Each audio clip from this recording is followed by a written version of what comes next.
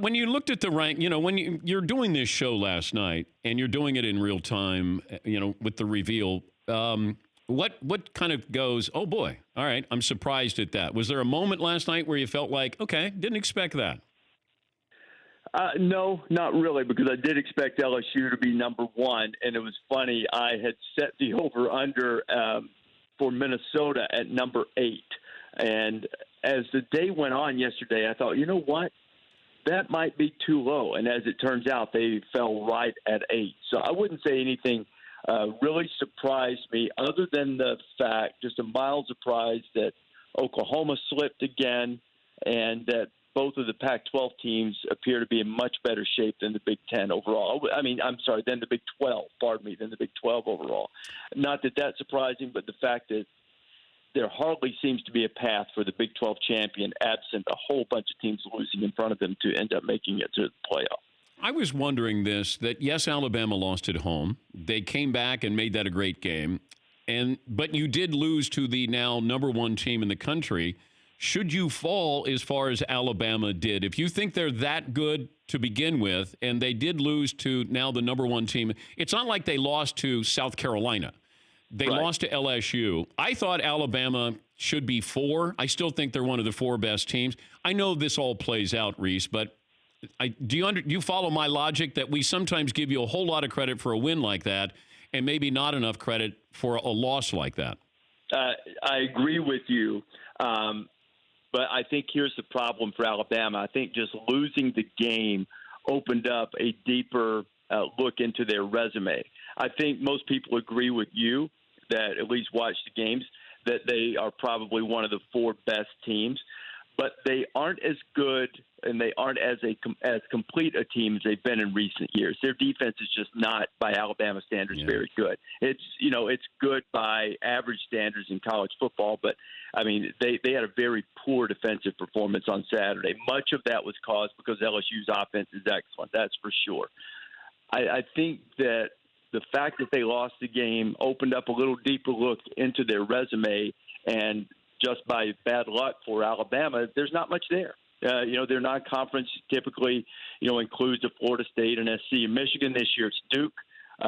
Texas A&M hasn't been as good as anticipated. South Carolina was one of their crossover games. They've been, absent, or apart from the win at Georgia, they've been a near disaster. So, they don't have much on the resume, and that's why I think it's going to be hard for them to wind up in the 4 unless a bunch of teams lose and sort of hand it to them and leave the committee with no other choice but then to put Alabama in.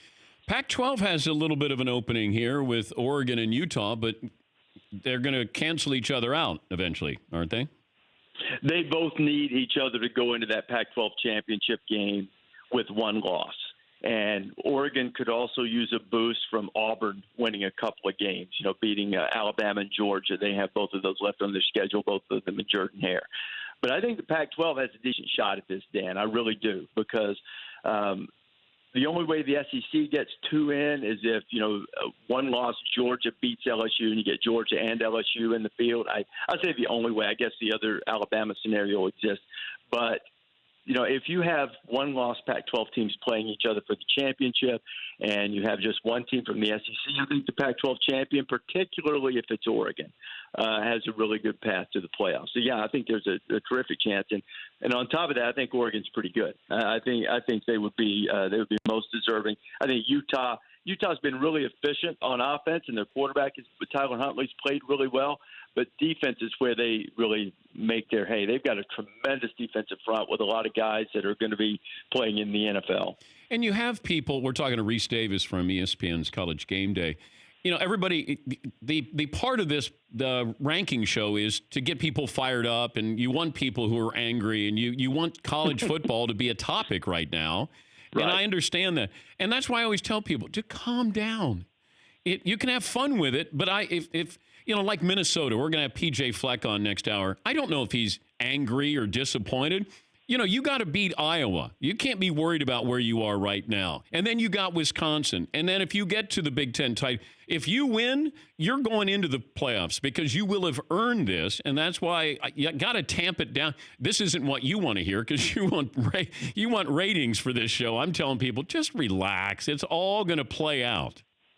Well, Dan, sort of back to your very first question of our visit here about getting mad, I say the same thing. I think it's interesting and fun and compelling, and it gives you a reflection of how those 13 people are thinking, but it's not a finished product. And they don't evaluate the things like the conference championships, which I question how much of a factor that should be anyway, because the conferences aren't the same. But they don't evaluate that until those things are won, and that's at the end. And, on the subject of Minnesota, I even brought up last night, Minnesota is in such a good position, in my judgment. They could afford a loss to Iowa, but then if they come back and beat Wisconsin and then win the Big Ten championship game, presumably against Ohio State, they're going. For more Dan Patrick Show, tune into Audience Channel 239 on DirecTV, stream for free on BR Live, or download the Dan Patrick Show app.